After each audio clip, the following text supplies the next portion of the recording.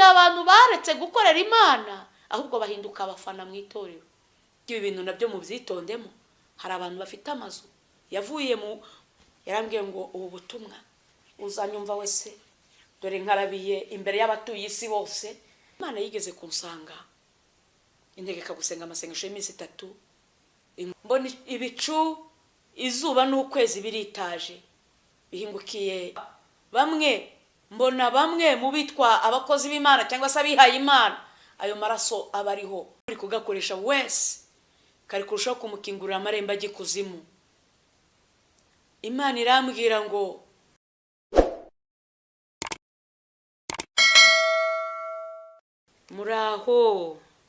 muraho yemwe. Ndongenda garutse Riziki Chantal. Nanone Imana iracyambwira ngo nimvuge ubutumwa.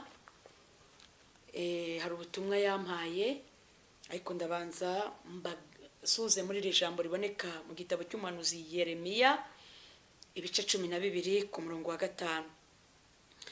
Haragira hati, niba warasiganwe n'abagenza amaguru bakagusiga unaniwe, wabasha ute gusiganwa n'amafarashi? Kandi nawe umerewe neza mu gihugu cy'amahoro, Yorodani niyuzura uzagenza ute? Niba warasiganwe n'abagenza amaguru bakagusiga unaniwe, wabasha ute gusiganwa n'amafarashi? Niba barakuvuza ugacika intege, korari yakuvugisha ugacika intege, ukumva ntuzongera kuririmba ukundi, mu budiyakoni aho hose ukagwa, yemwe ko hagiye guteramo amafarashi uzabigenza ute mu Kristo? Wabuze umwanya wo guterana, agira n'uguhugura ngo rwose bikakurakaza mu myambarire.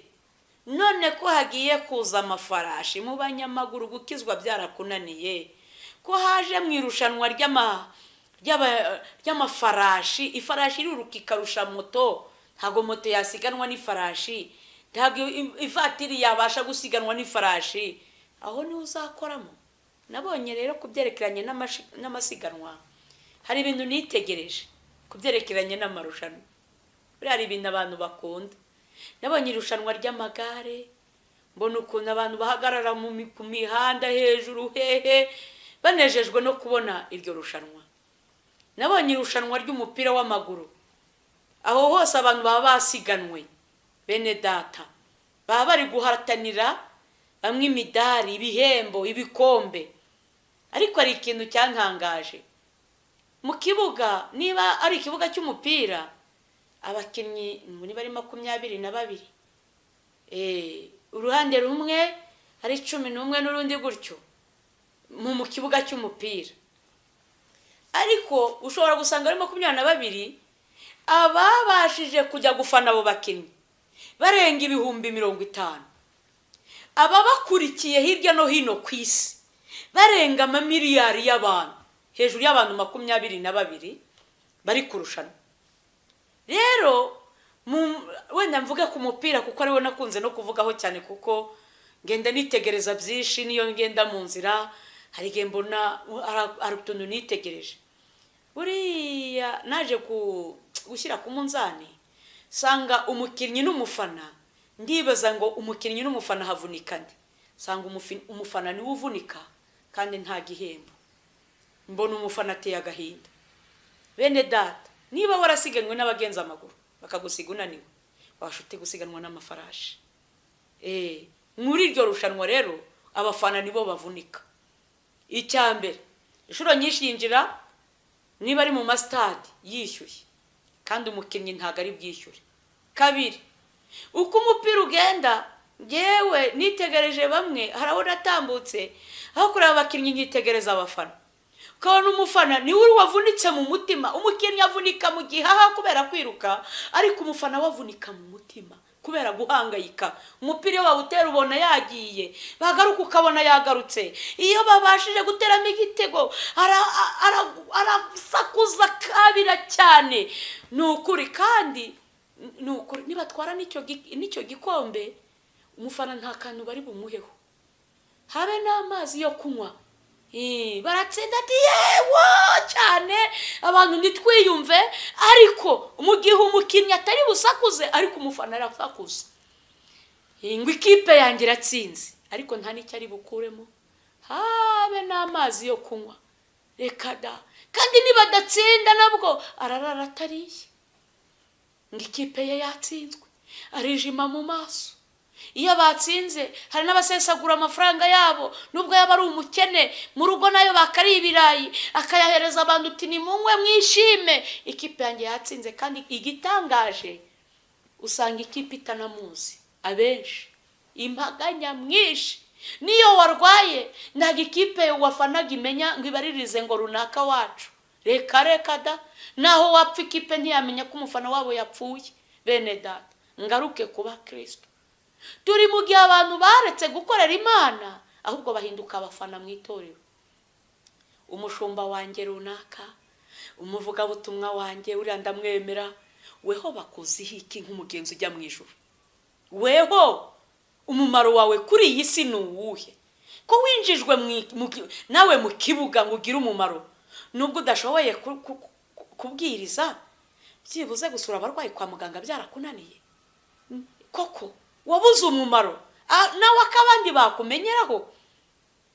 Bene data, nshuti z'umusaraba, none niba umufana adahembwa, Yesu yishingiye abantu badakora, batagira icyo bamaze imbere y'Imana.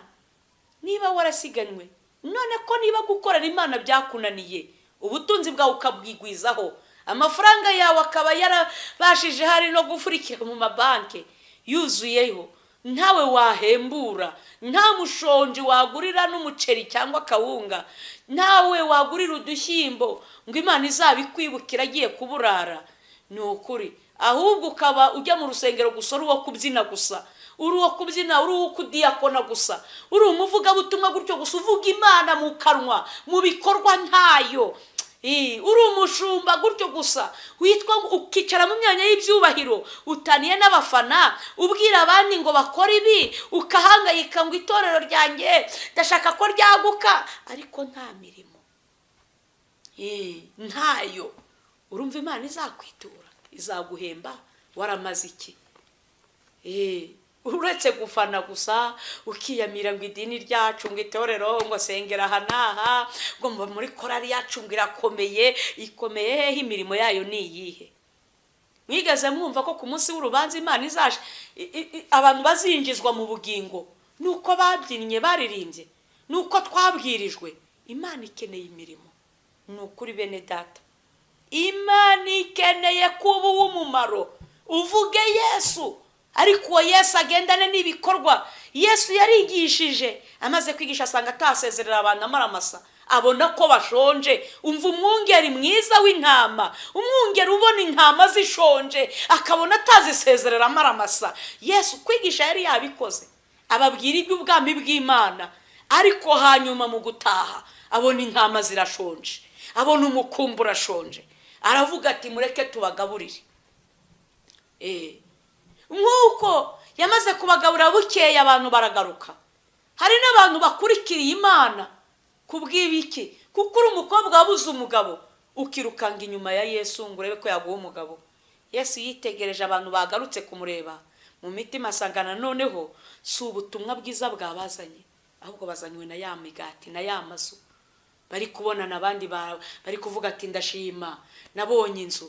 Uretse ko ibi bintu nabyo mu byitondemo, hari abantu bafite amazu yavuye mu kwiba, mu bujura, birirwa bashima Imana ngo mu rusengero ari amafaranga, ari imitungo y'imfubyi muri makompasiyo, mu makaritasi hafi aho ngaho.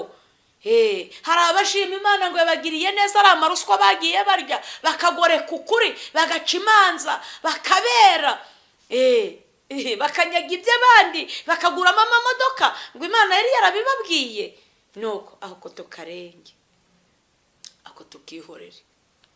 Ndi muri uyu mwanya nazanye ubutumwa Uwiteka yampaye kubwira abantu.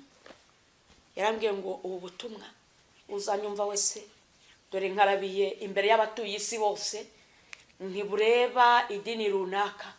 Yambwiye ngo bureba icyitwa ikiremwa muntu. ubu butumwa burareba umuntu wese uhumeka umwuka mu mazuru. Ndakarabye imbere y'Imana, aho kugira ngo Imana izanyice impoye ubu butumwa, wenda abantu ni ukuri ntabwo mu maboko abantu bakarangiza akuka kagahera, ariko ntaguye Uwiteka atari wundakariye ngo usubirwe n'amaboko y'Uwiteka. Ubu butumwa rero buravuga ku byerekeranye no kubyara.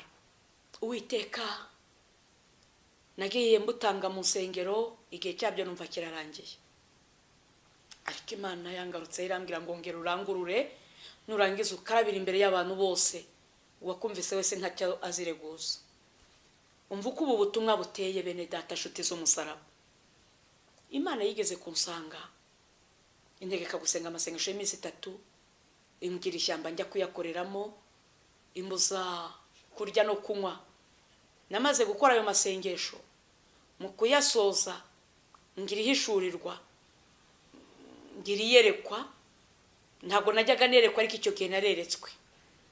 Nagiye kubona mbona icyobo kinini cyane, ureba amaso yawe ntaheze. Ngiye kubona mbona cya cyobo, ngiye kubona nanone mbona hejuru kuremba utwana tw'uduhinja. Twari turi kurira, amarira yatwo kugira ngo atembe amanuka, agatemba azamuka. Nko muri metero imwe yamarira agahinduka igicu cyera. Nuko yamarira mu kuzamuka kwayo marira mu kirere, mbona ibicu, izuba n'ukwezi biritaje, bihingukiye bya bicu byayo marira biri guhingukira mu muriro mwinshi. Nuko muri icyo gicu cyayo marira habaga harimo gutaka kw'amajwi y'izo mpinja avuga ngo, Uwiteka uzahereza he no kudahorera amaraso yacu. Ngiye kubona iruhande rwanjye hagaze umugabo wambaye ibyera. Shaka kumwitegereza ariko birananira, arambwira ngo itegereze neza, ayo marira ari kuruhukira ku ntebe y'Imana.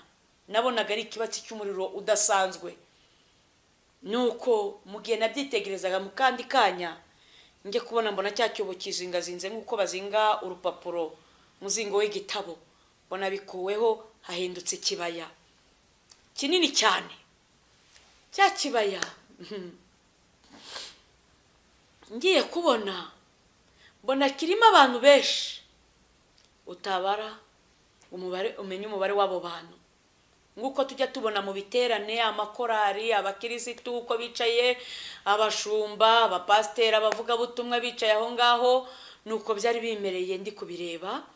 Ngiye kubona mu kanya gatoya mbona bamwe ibiganza byabo kugeza mu nkokora byuzuye amaraso. Aya maraso biti biremve yafatanye, abariho yuzuye amaraso. Nabonye ayo maraso ndetse n'abashumba bamwe, mbona bamwe mu bitwa abakozi b'Imana cyangwa se abihaye Imana, ayo maraso abariho. Mbona na bamwe abaririmbyi bari kuririmba, ayo maraso abariho. Ibyo biraso bimeze gutyo, wagira ngo bisha abantu. Ngiye kubona mbona abandi ibiganza byabo n'ibizima, nta kibazo kiriho. Nabyo ngiye kubona mbona birizingazinze, bikuweho gutyo, nabyo biragenda. Hashize akanya ngikitegereza, mbona imashini iturutse nk'iyo hakurya cyane. Mbona iturutse ahantu ku musozi wa kure, iraza iranyegera. Nguko ngiye kubona mbona ihagaze aho nk'aho imbere yanjye, ariko itanyegereye neza, nko muri metero 20 ngereranije gutyo. Ngiye kubona mbona ya mashini iruhande rwayo hari umufuko igiheri cy'imyumbati. Mbona nanone ibiganza gucira kugeza mu nkokora biteruye cya giheri bisutse mu mashini, hazamuka igikuta cy'inzu. Mbona urutoki rwonyine rutahari ku kiganza, rukanze kuri enterebuteri. Nuko ngiye kubona mbona ya mashini iri gusya, hasohoka agafu keza kanoze. Nk'ibyitegereza ibyako gafu, numva ijwi riturutse mu ijuru, ririmo guhorera kumeze nk'amazi y'uruzi. Ryari ijwi riteye ubwoba, rizi iki ngiryumva. Numvishe nta musatsi mfite, numva inzara zamvuyeho, numva nanjye ubwanjye meze nk'uwapfuye, numva meze nk'aho ntakiri umuntu. Nkicyumvira ijwi, nashyize hegerageje gushyira ikiganza ku gutwi, kugira ngo nakomeza kuryumva ko ryari riteye ubwoba bwinshi cyane, ryaje ryitegeye ku gutwi, ariko numva ryatoboye ikiganza n'ubundi nkomeje kuryumva nk'uko naryumvaga. Rimpamagara gatatu ririmo uburakari bw'inkazi, rimpamagara ngo yewe Riziki, yewe Riziki, ko niko nitabaga ngo Karame, Karame mwami, yewe Riziki, ni Karame mwami. Rirambwira ngo ihutana ubu butumwa muri iki gihugu, aho ukandagira hose ubibabwire, n'abatuye isi no kugera ku mpera y'isi ubambwirira ubu butumwa, ubambwire ngo ndi Uwiteka mbanguye inkota yanjye, ndi Uwiteka nje kubasya. Ngo nk'uko umuntu afata imyumbati agashyira mu mashini agasya, niko nje gusya abantu. Ijwi rirambwira ngo umbwirire abantu bari gukoresha uburyo bwitwa kubara, ngo mbabwire ngo ntimurusha Imana kubara. Ngo yabishatse umugore yajya asama inda imwe yonyine gusa, ikavukamo abana 8 icyarimwe, 10 icyarimwe se, 12, 13, 15. Irambwira ngo nzabaza abantu ngo icyitwa ikiremwa muntu, ngo mbese ubwo buhanga Imana yabushobora? Byashoboka. Imana ibikoze byashoboka, ibigerageje byakunda. Irambwira ngo nzabwire ngo abazashidikanya ngo cyane cyane mbwira abagore ngo kwimbe bibabyara, ngo nzabaza abagore ngo aribo n'imbeba umunini ninde, ngo kangahe bahuriye n'imbeba kwa muganga zigiye kuringaniza. 2 ako nkarenge. Irambwira ngo nzabwira abantu bari gukoresha icyo bita agakingirizo, prudence prise. Irambwira ngo nzababaze ngo mbese gakingira icyaha, nguri kugakoresha wese kari kurushaho kumukingurira amarembo agikuzimu. Imana irambwira ngo nzabwira bari kumena intanga hasi, ngo bazasome mu Itangiriro igice cya 38 ku murongo w'9 n'umurongo wa 10, ku muhungu wa Yuda Onani wabigerageje Imana ikamukumbanya ikamwica. Irambwira ngo nzabwire abafite ikibazo cya napo bazasome muri Yeremiya igice cya 1 ku murongo wa 4, havuga ngo nakumenye utarabaho, ngweza ukiri urusoro mu nda ya nyoko. Irambwira ngo nzabwire ababyeyi ngo nzabwire abantu ngo isona nyoko batarabaho, nubwo aburi umusaza ngo isona nyoko batarabaho, Imana yari ikuzi, yarakurebaga. Nuko irambwira ngo nta muntu numwe nubwo yavuka ari ikinyendaro uvuka Imana itabizi. Nuko ubwo rero nubwo wayikuramo ngo nuko ari ikinyendaro, nawe ntuzabura gupfa kuko wishe umuntu.